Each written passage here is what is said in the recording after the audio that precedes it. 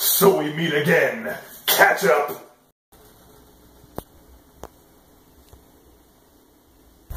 This is the last time! Principal, out of the way!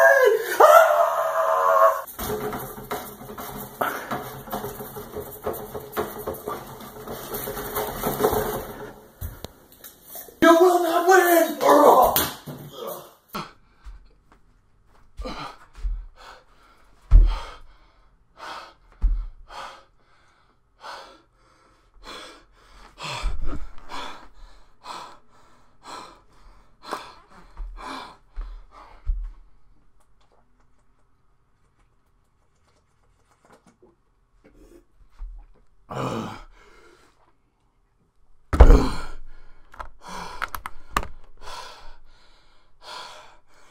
Like a great protege once said,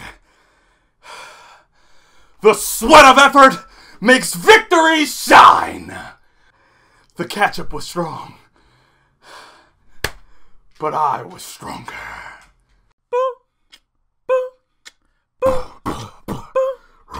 Brandino!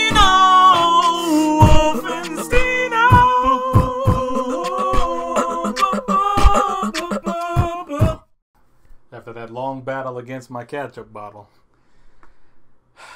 I can finally say I've caught up. So I'm not going to waste any more time. Ansatsu, 162 through 166. So basically, 162 and 163 was just a chapter, basically days in the life.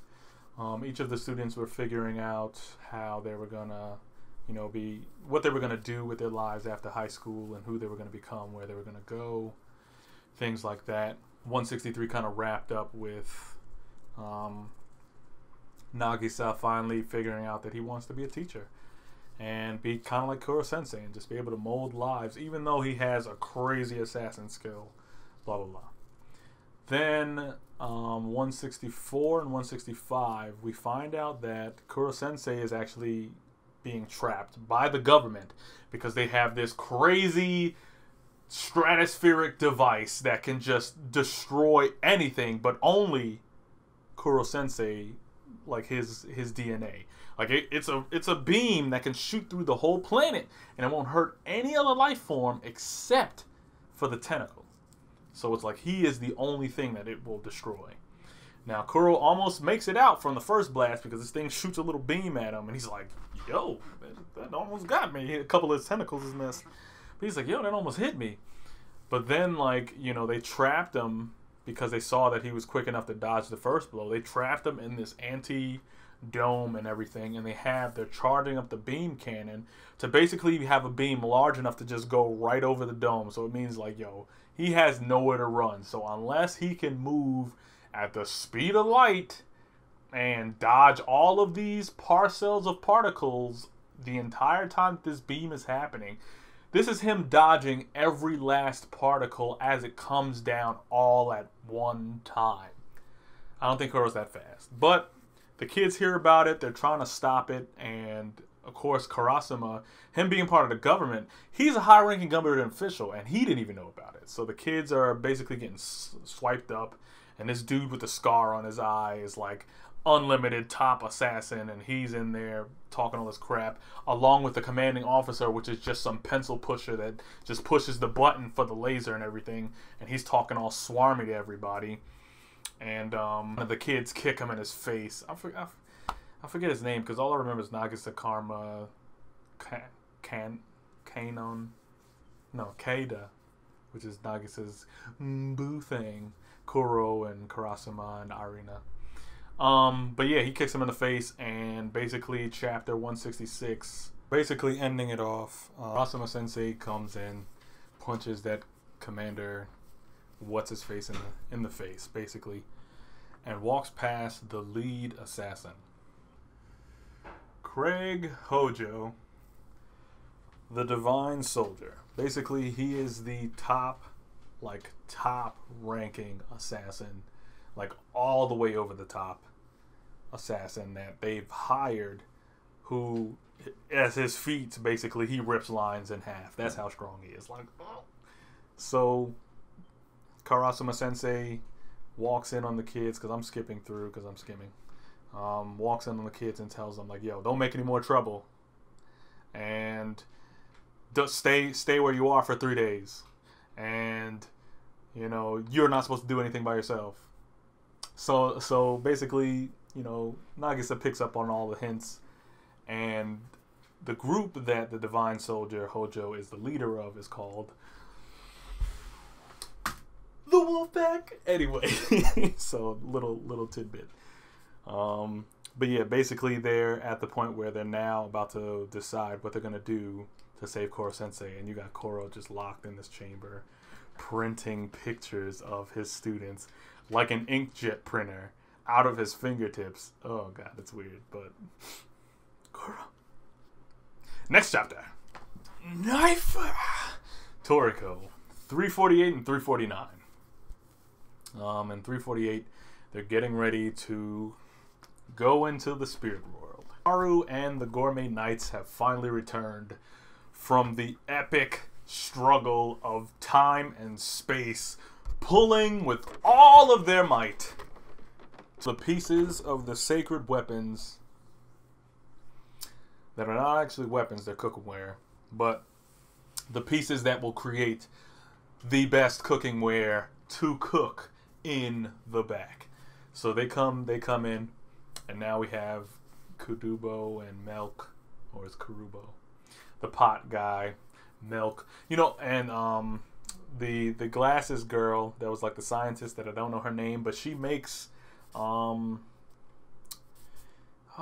is it called? Aprons.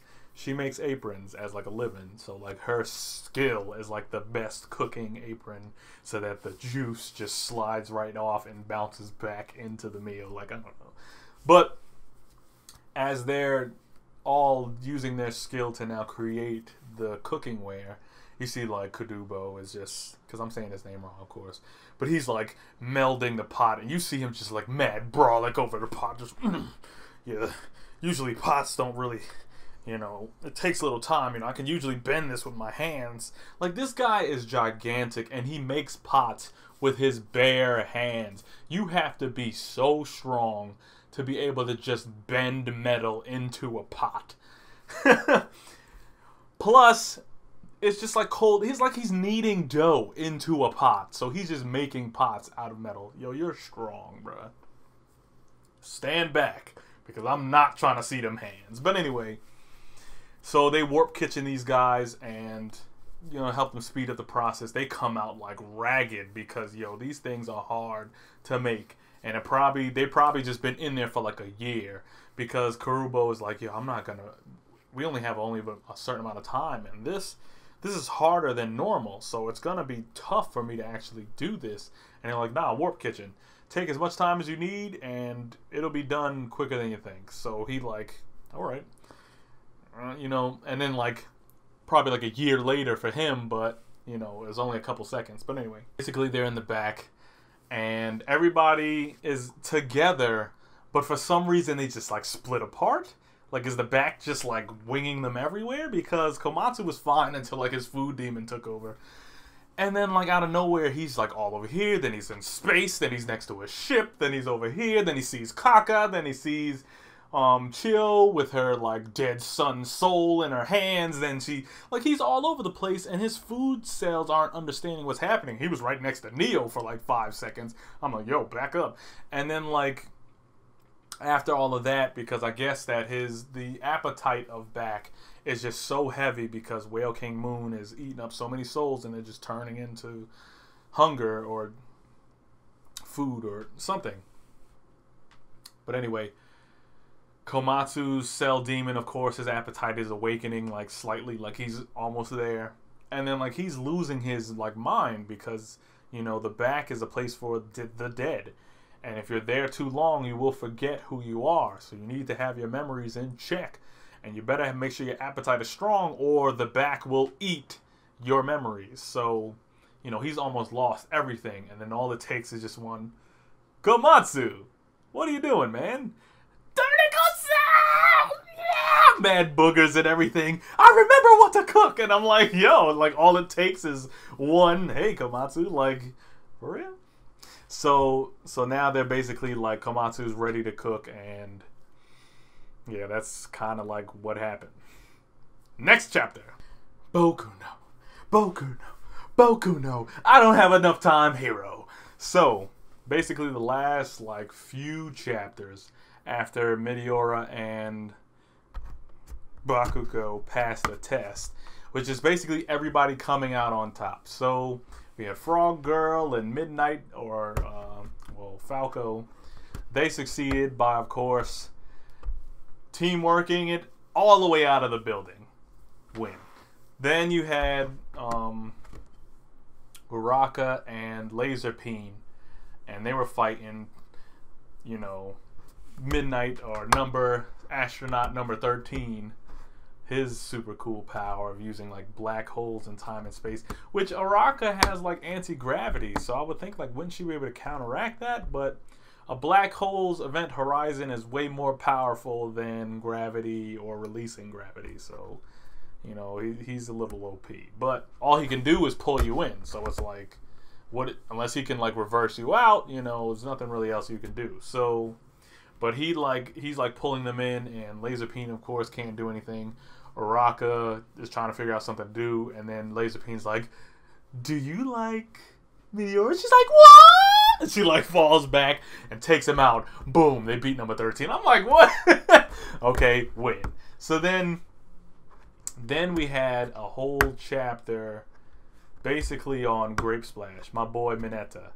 And he, of course, is fighting Midnight, which is like the hottest of the hot. But anyway, so he can't really like decide if he wants to go for the boob, if he wants to be the cool kid. He doesn't know which side he wants to be on, but he wants to be a hero. And it's like he's running away from the truth. But even though they were making it out to seem like he was going to fail, I was like, my boy might have a plan. While we have Red Metal, and like, what is his name? Because he just looks like the dude from Ultimate Muscle. But anyway, those two are fighting Cement Toss, and it doesn't seem like they're making much headway.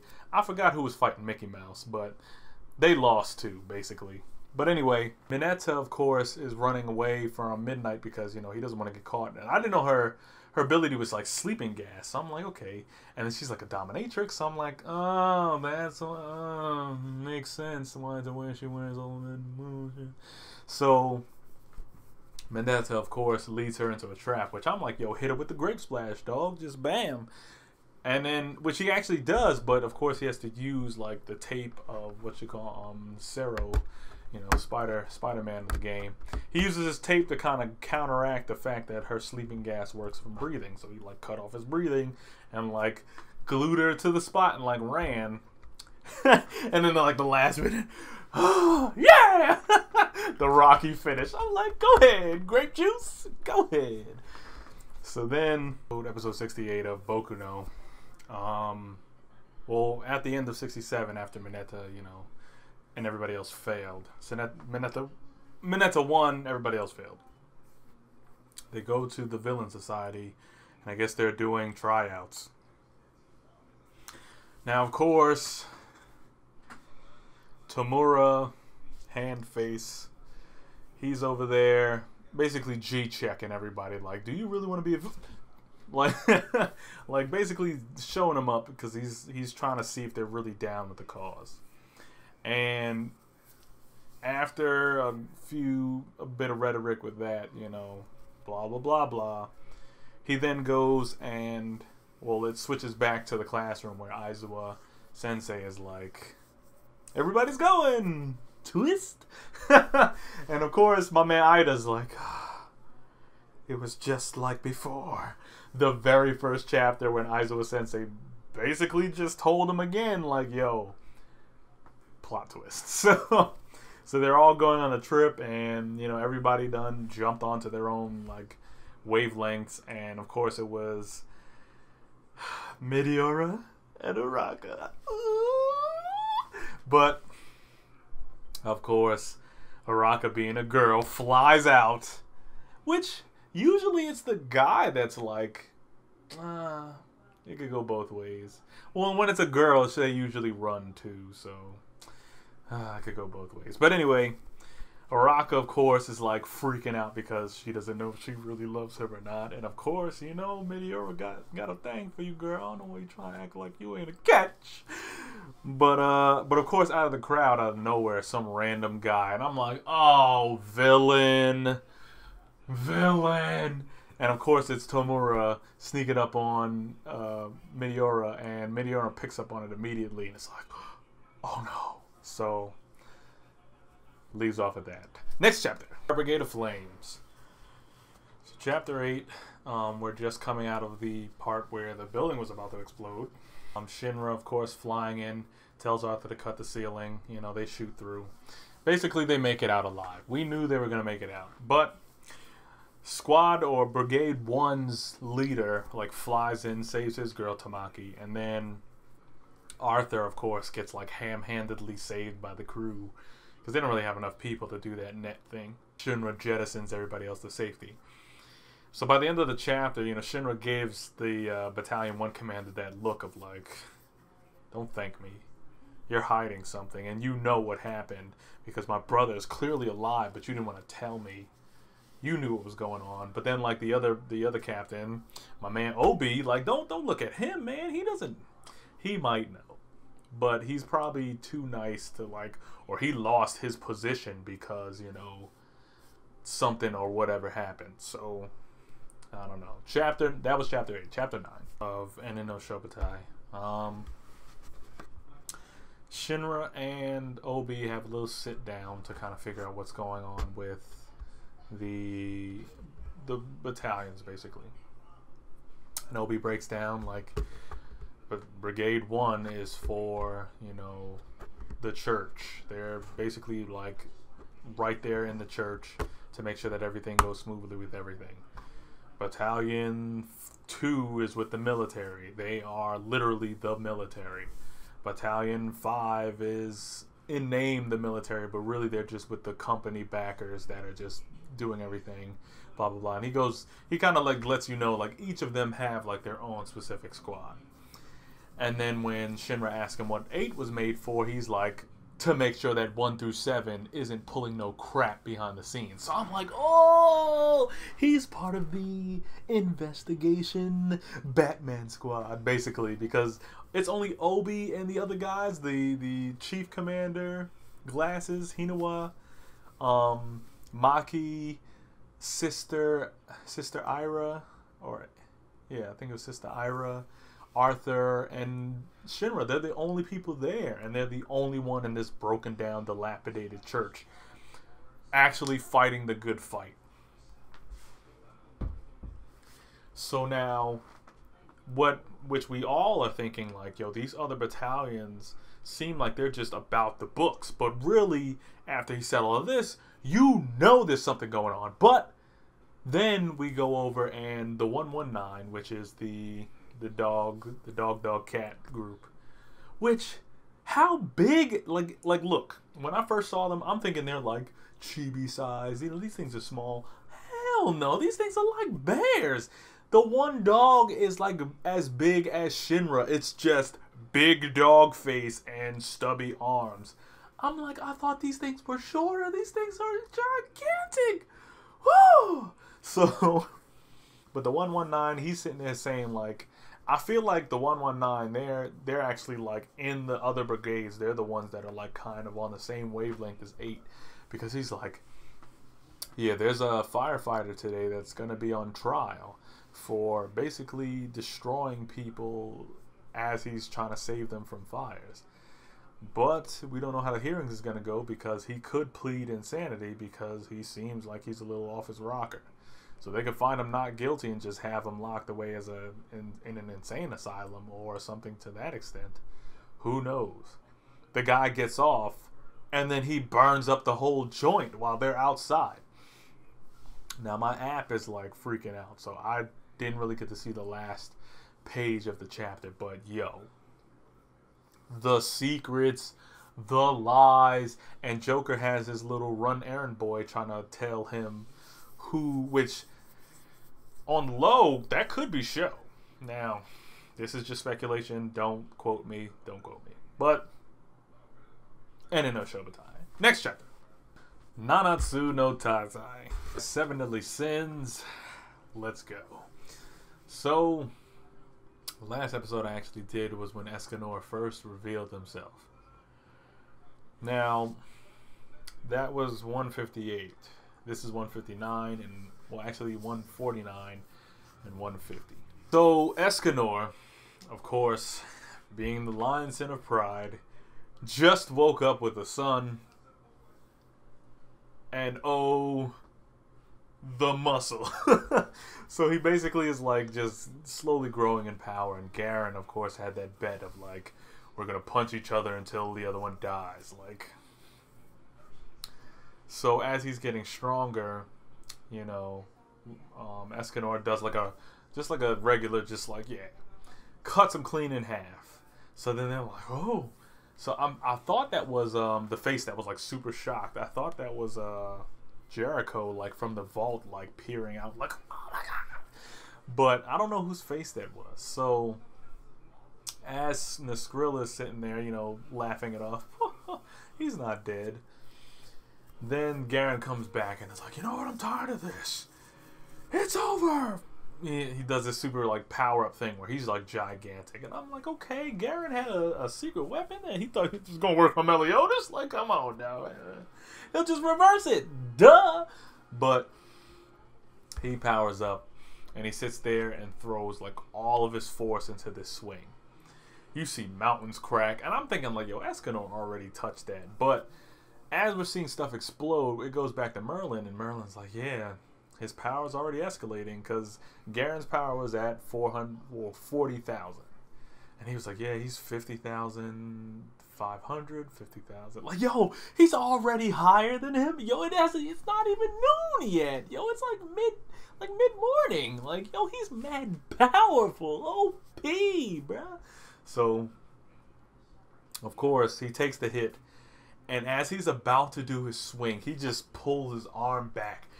All you see is this, like, I'm looking at the screen, I'm like, yo, this is a cool shot. But then I saw, like, yo, Garen was this tiny little thing as he's, like, about to come down with all of the force of the gods. Like that's a Saitama right there. I'm calling it. When you have so much power that you just rearing back automatically makes your eminence of that strike so much larger than you even are, that's a Saitama. So he pulls back and Garen just like flees and like turns the stone because, yo, he was about to get hit with all of the force of 10 suns out of this month. Like, yo, he was about to get destroyed.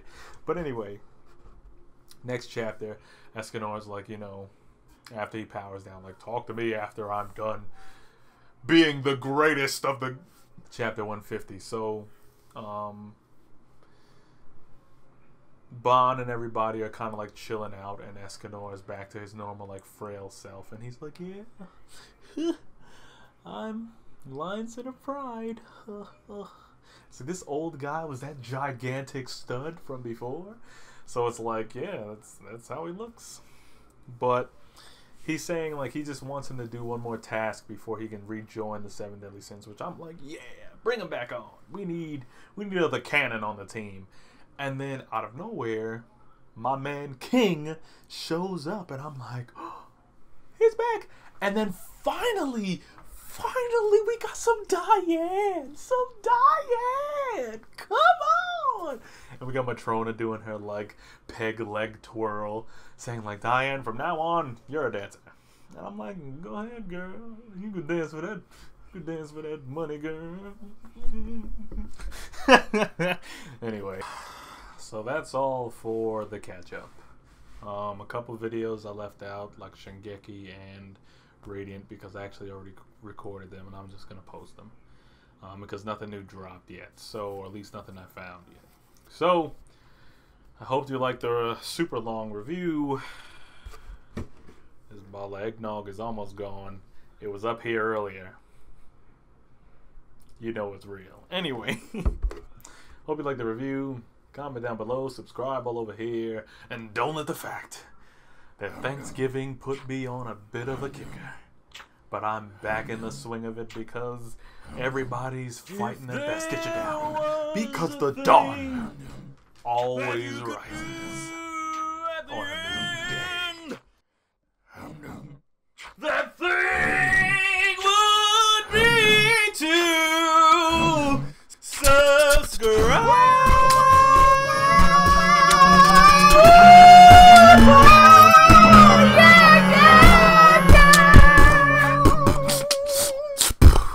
Not really gonna link anything in this video because it's just a catch-up video, so everything's gonna be new. So if you haven't seen it already, just gonna slap a couple big ones up here. The Put 'em On monthly video with me and Audio Dope. A link to Audio Dope's channel here. Medium level on the stomach, and that one punch. Plus the manga's coming back. Oh.